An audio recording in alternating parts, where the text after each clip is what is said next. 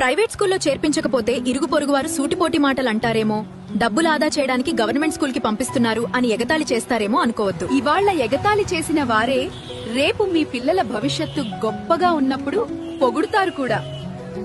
ప్రతి class room కి ఒక స్మార్ట్ టీవీ, డిజిటల్ విధానంలో దీక్ష వంటి అత్యుత్తమ ప్లాట్ఫామ్ లో ఉపయోగించి విద్యాబోధన చేస్తారు. ప్రతిరోజు గుడ్డు, చిక్కీ మరియు రాగి జావా కూడా ఇస్తారు.